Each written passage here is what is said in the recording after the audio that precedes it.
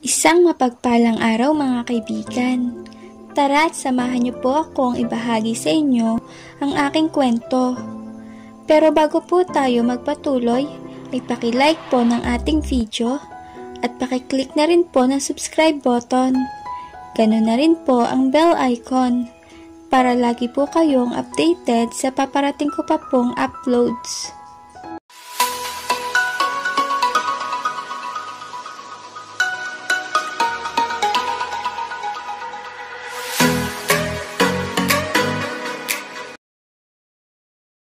Dating magkaibigan ang kanilang magulang. Ano kaya ang dahilan ng kanilang pag-aaway? Magkakaayos pa kaya ang kanilang magulang ganong magkarelasyon ng kanilang anak? Hindi maaaring magkamali si Danica. Si Arnel ang lalaking nakatayo sa pintuan. Paano ba niya makakalimutan ang mga matatamis na ngiti nito? Ang mga matang may ningning, matangos ang ilong, katamtaman ang kapal ng labi, at kayumanggi ang kutis nito. Hindi ni-expect ni Danica ang isang Arnel ngayon ay nasa harapan niya. Inaakala niya na ang Arnel na makikita niyang muli ay Arnel na malaki ang tiyan, mataba at hindi pogi. Pero nagkamali ito dahil sa nakita niyang malaking pagbabago, mas naging pogi si Arnel at mas naging matangkad. Samantala, si Arnel naman ay ngiting-ngiting nakatingin kay Danica. Ngiting animoy wala silang alitang nangyari nung pumapasok pa sila sa school. Maiwan ko muna kayo at pakakainin ko muna ang mga kasama mong bisita, Arnel. Sabi ito ng isa sa kasamahan nila Danica sa bahay. Agad namang napansin ni Danica na nakatitig na pala siya sa mukha ni Arnel. Naku, malakas pong kumain ang mga iyan, natatawang sabi ni Arnel. Sige na, Danica, ikaw na ang bahala kay Arnel. Iyon na lang ang sinabi at iniwan na sila. Inilipat naman sa labas ang pagkain dahil magiging crowded masyado sa loob. Lumapit kay Danica si Arnel at niyakap ito. Nabigla naman si Danica nang yakapin siya nito. It's been so long, Danica, sabi ni Arnel. Agad namang nag-iba ang mood ni Danica. Ano naman ang ginagawa mo dito? Mataray niyang pagtatanong. Wala siyang pakialam kung pangulo ang kaharap niya. Nakikifiesta. Ano pa ba? Wika ni Arnel. Pangulo? Sabing may pagtataka ni Danica. Well, ibinoto ako ng mga tao. So anong magagawa ko? At hindi nawala ang ngiti sa labi ni Arnel. Pinagmasdang maigi ni Arnel si Danica. Huwag mo akong tingnan. Pagtataray ni Danica. Masama ba? Balik na tanong ni Arnel na may pang-iinis. At kasamang matamis na ngiti na siya namang kinaiinisan ni Danica. Kumain ka na ba? Tanong ni Danica kay Arnel na may pagkainis pa rin. Oo, bakit? Sagot naman ni Arnel. Kasi kung hindi ka pa kumakain, lumabas ka ng kusina at nandun ang pagkain. Wow! Ang taray mo ata ngayon. Pangiinis pa rin ni Arnel. Hi Pangulo, dinalhan ko po kayo ng pagkain. Dito na lang po kayo kumain at maraming tao sa labas. Wika ni Aling Goring. Salamat po, nakangiting sabi ni Arnel. Inalok nito si Danica at mataray naman itong umirap at naupo sa sofa habang inabot ang magasin at kunyari nagbabasa. Baliktad ang magasin mo, sabi ni Arnel kay Danica. Napahiya naman si Danica, ngunit hindi niya ito pinansin. Pakialam mo ba?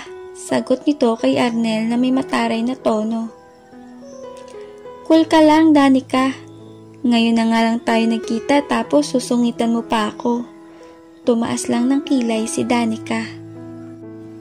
Hindi naman malaman ni Danica kung paano niya sasabihin ang nasa isip niya. Nais niyang ipamukha dito ang lahat ng ginawa ni Arnel sa kanya noon.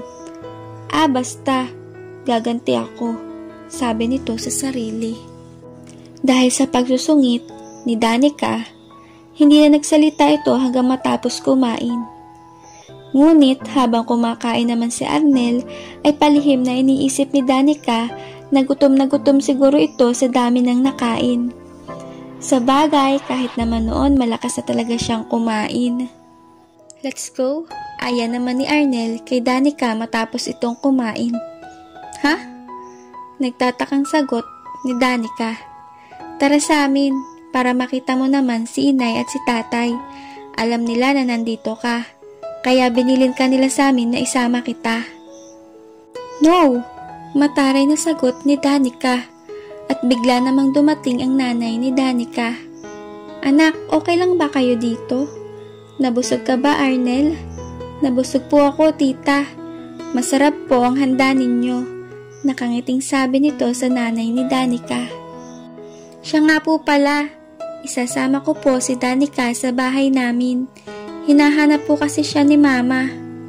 Mabilis namang pumayag ang ina ni Danica sa pagpapaalam ni Arnel.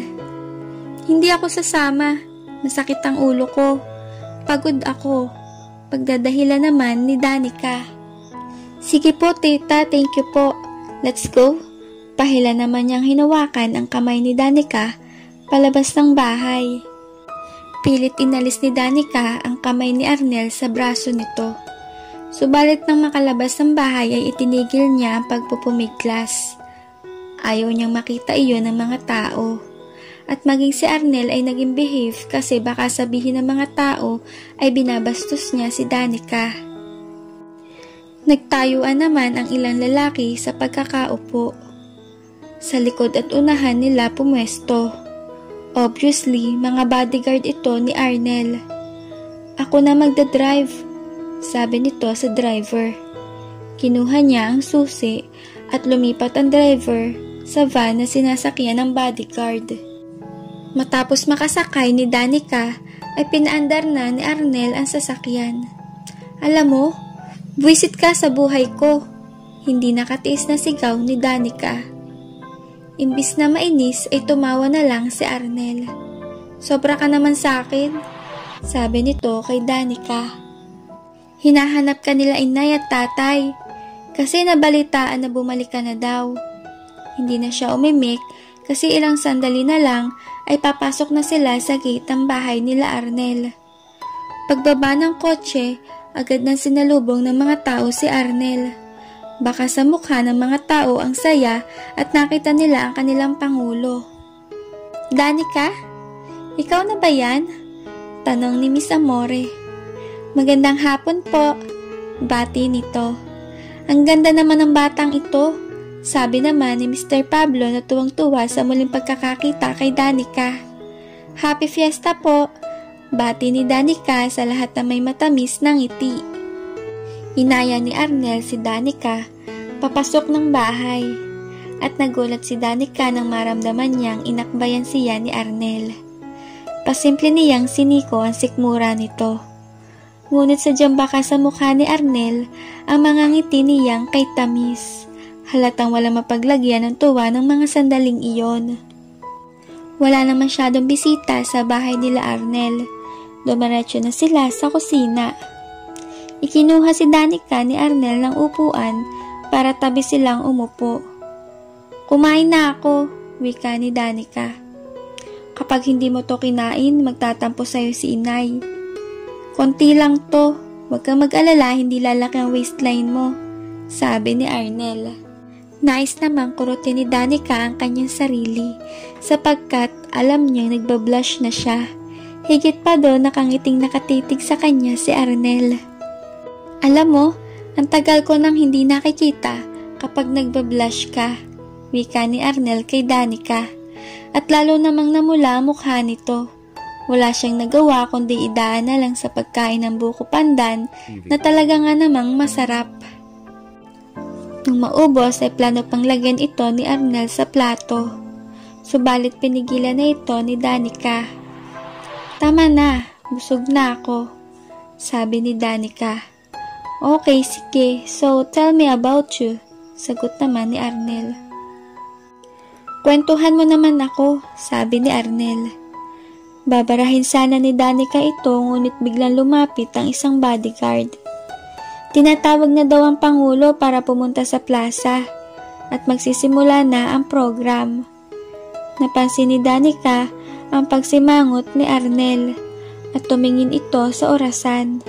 Alas 3 pa lang Di ba 4 p.m. ang program? Naiinis na sagot sa bodyguard. Sabihin mo, may inaayos pa lang ako. Utos sa bodyguard. Pagkatapos ng pag-uusap ni Arnel at ng bodyguard, lumapit na si Arnel kay Danica. Magpapasundo na lang ako, wika ni Danica kay Arnel. What are you talking about? Hindi na ako sasama sa plaza, Arnel. You're going with me, Danica. At hinawakan siya ni Arnel sa kamay. Ayoko nga sumama sa'yo, wika ni Danica. Dinedma naman ito ang pag-iinarte ni Danica at sabay silang sumakay sa kotse. Umirap naman si Danica na ibig sabihin ay hindi siya natutuwa sa nangyayari. Cheer up! Ang tagal mong bumalik kaya dapat lang na makisaya ka naman sa fiesta, sabi ni Arnel kay Danica. Hindi na pinansin ni Danica si Arnel at maya-maya pa ay nakarating na sila sa plaza. Walang makadaang sasakyan sapagkat puno ng tao. Marami ring boat na nakatayo roon. Mga tindahan ng mga malalaking maskara, souvenirs, at boat na kung saan pwedeng magpa-picture dito. Ipinarada ng driver ang kotse sa harap ng munisipyo at sinalubong naman si Arnel ang mga tao. Maraming bumati at sumalubong sa Pangulo. Madaming gustong mag-abot ng pagkain tulad ng bibingka, puto, at halayang ube. At isang matamis na ngiti at taus-pusong pasasalamat na lamang ang kanyang nasabi. Daig pang isang artista na pinagkakaguluhan si Arnel. Hindi nagtagal at nagdatingan na ang iba pang miyembro ng gaganaping program. Nakita ni Catherine si Danica. Danica? Gulat na sabi ni Catherine. Ngumiti si Danica kay Catherine. Dati nila itong classmate ni Arnel noon. Isa si Catherine sa nais niyang pagpamukhaan o paghigantihan, ngayon nagbalik na siya. Kasabay ni Catherine, dumating na din si Roman, ang konsehal na kaklase din nila noon.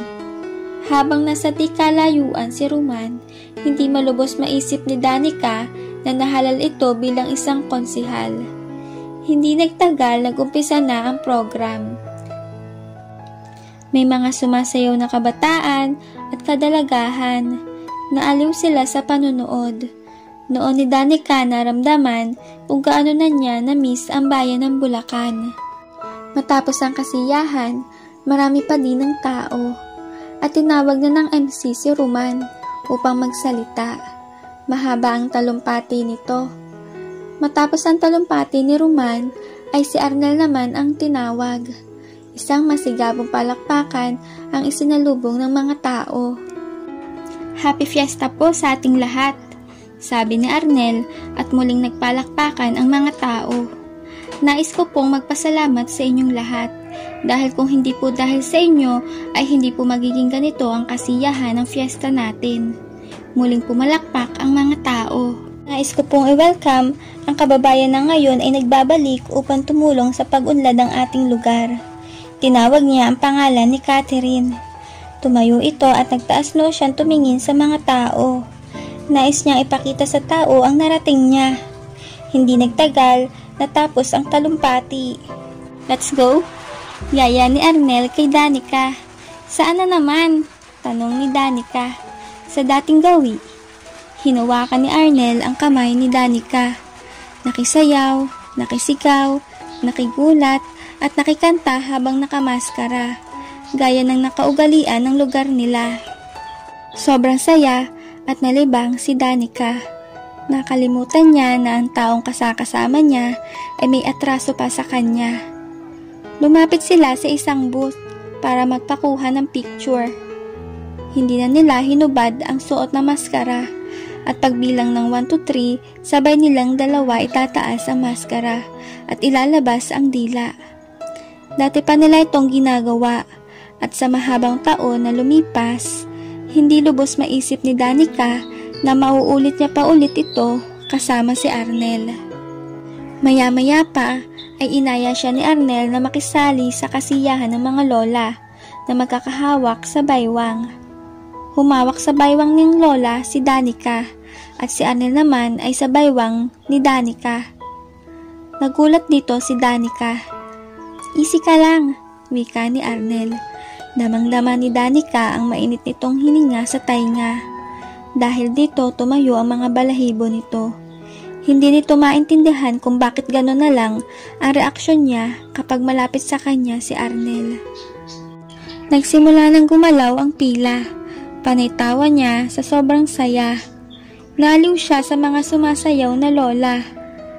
Nang mapagod, ay nag-aya si Arnel na kumain muna sila habang nagpapahinga.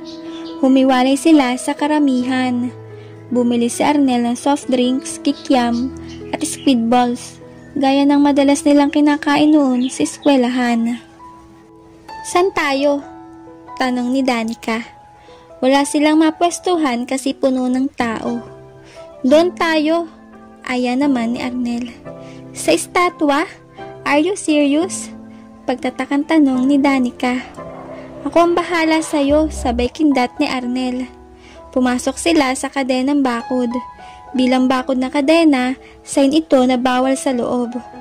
"Bata pa lang tayo, pinagbabawalan na tayo ditong umupo," sabi ni Danica. "Sino ba ang kasama mo?" sagot naman ni Arnel. "Oo nga pala," natatawang sagot ni Danica. Nang nakapasok sila sa loob ng bakod na kadena, meron sa loob na estatwa na baka. At dahil may kataasan ito, ay hindi malaman ni Danica paano ito uupo dito. Ibinaba naman ni Arnel ang hawak nitong pagkain, at ganun din ang kay Danica. Saka nito hinawakan si Danica sa baywang at itinaas para makaupo ito sa estatwang baka. Habang kumakain ng fishball si Danica, "Namimiss ko na ang fishball ni Manong Juan. Bakit hindi ka sa kanya bumili?" tanong nito kay Arnel. Si Manong Juan ay ang vendor ng fishball sa may tapat ng paaralan nila. Itinapat naman ni Arnel ang kanyang kamay sa lieg. Sign ito na patay na pala. Habang nagkukwentuhan, ay may isang lalaki na tumawag sa kanila. Pinabababa sila sapagkat bawal sa kanilang pwesto. Ngunit nang makilala na ang Pangulo pala iyon, binawi ito ng isang tanod at humingi ng pasensya sa Pangulo. "Pasensya ka na, Kanoning. Wala po kasi kaming ibang mauupuan eh," tugon ni Arnel. "Lakas mo ah. Akala ko pagagalitan na tayo," wika naman ni Danica, at natawa na lang si Arnel. "Ano naman ang naisipan mo at nagpangulo ka?" tanong nito kay Arnel. Hindi na ito nakatiis at nagtanong na siya. "Bago mag-eleksyon, nilapitan ako ng mga tao, kasama ang barangay captain. Kinuha nila ako. Okay lang sa'yo na wala kang bodyguard ngayon?" tanong muli ni Danica. "Hindi ko naman talaga bodyguard ang mga iyon. Mga anak yon ng mga sumasalubong sa akin kanina. Ang iba, kaibigan ninay ang magulang nila." Ayaw pa rin ni Danica na humanga kay Arnel. Kahit na nasa isip na niya na hindi pa rin pala ito nagbabago at mabait pa rin. At muling sumagi sa isip ni Danica ang ginawa sa kanya nito. Bigla siyang nawala sa mood. Napansin ito ni Arnel. "Oh, sumimangot na naman ang iyong mukha." "Gusto ko nang umuwi," sagot ni Danica. At hindi na mapigilan pa ni Arnel si Danica at bumaba na ito sa kinauupuan at muling kinuha ang baywang ni Danica para ibaba ito. Habang nasa biyahe si Arnel at si Danica ay kapwa tahimik ang dalawa at isang buntong hininga naman ang pinakawalan ni Danica. Subalit nang malapit na sila sa gate ng bahay ni Danica ay itinigil ni Arnel ang sasakyan. Tiningnan niya ito. Nagsalubong ang kanilang mga mata. "You look beautiful tonight. You never fail to surprise me, Danica," seryosong sabi ni Arnel. Tila hindi naman magawa pang sumagot ni Danica sapagkat hindi niya malaman ang gusto niyang sabihin kay Arnel. Marahang hinaplos ni Arnel ang pisngi ni Danica at tila parang nahipa naman ng hangin at natulala si Danica. Bumaba ang mukha ni Arnel at ilang saglit ay naglapat ang kanilang labi. Pakiramdam ni Danica ay isa na siyang estatwa sa kanyang kinauupuan. Ito pala ang kanyang first kiss. Nakaramdam siya ng hindi maipaliwanag na saya at lumalalim ang paghalik nito sa kanya. Hanggang sa hindi inaasahan ay nadiinan ni Arnel ang busina at dahil doon muling nagbalik sa huwisyo ang isipan ni Danica na itulak niya ito papalayo sa kanya. Oh my God! Sambit ni Danica sa sarili matapos ang nangyari habang nakangiting nakatingin sa kanya si Arnel. Namumula ang pisngi sa hiya. Nagmukha kang luka at may paganti-ganti ka pang nalalaman. Pero isang halik lang, nakalimutan mo na agad ang dahilan kung bakit ka lumayo at nagsikap. Saad ni Danica sa kanyang sarili. Oh my God! Sambit ni Danica sa sarili matapos ang nangyari. Habang nakangiting nakatingin sa kanya si Arnel. Namumula ang pisngi sa hiya. Nagmukha kang luka at may paganti-ganti ka pang nalalaman. Pero isang halik lang, nakalimutan mo na agad ang dahilan kung bakit ka lumayo at nagsikap. Saad ni Danica sa kanyang sarili. Look at me, sabi ni Arnel kay Danica. Tinangkang hawakan ni Arnel ang baba ni Danica. Ngunit tinabig ito ni Danica. Ihahatid mo ba ako sa loob o paglalakadin mo na lang ako? Pagdataray ni Danica. Huminga ng malalim at pinaandar ni Arnel ang sasakyan. Papasok sa kanilang garahe. Bababa na si Danica nang subukang hawakan ni Arnel ang kamay ni Danica. Ngunit di na ito nagpapigil at bumaba na ito. Diretso nang pumasok sa kanilang bahay. Dumiretso ito sa kanyang silid at doon niya ibinuhos ang kanyang pinipigil na luha. Nasira na agad ang plano ko. Ang tagal kong pinaghandaan ang pagganti ko pero bakit ganito? Hindi ito pwede. Hindi ako nagsikap ng ilang taon para lang pag-uwi ko ay makikipaghalikan ako kay Arnel. Galit na iyak ni Danica.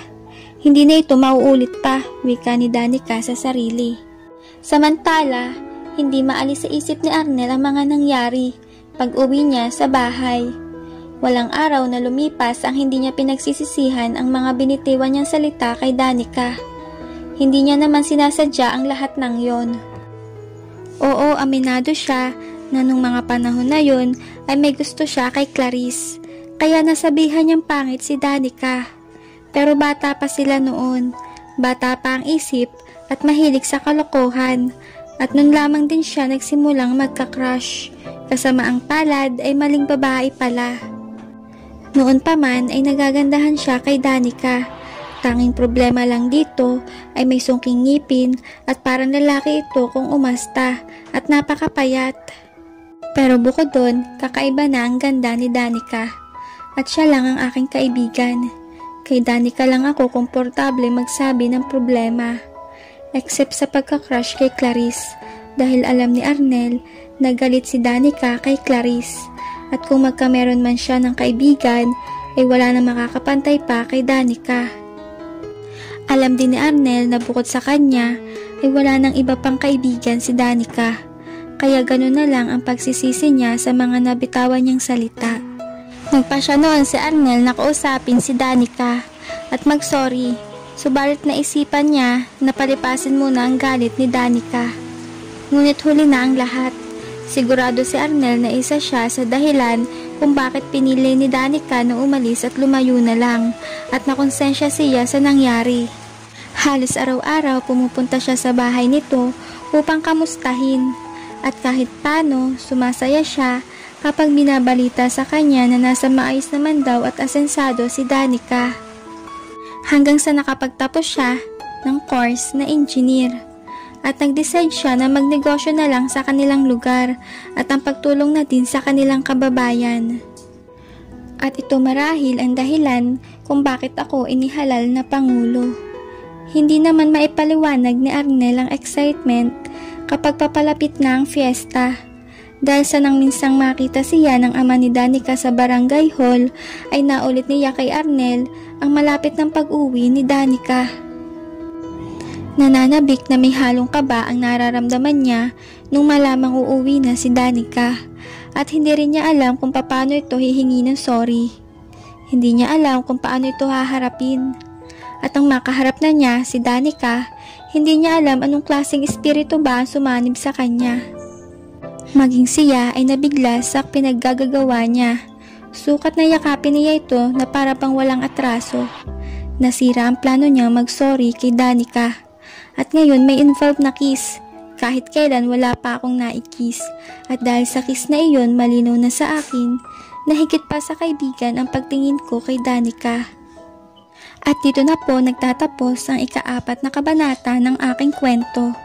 Abangan niyo po ang susunod ko pang kabanata. Maraming salamat po.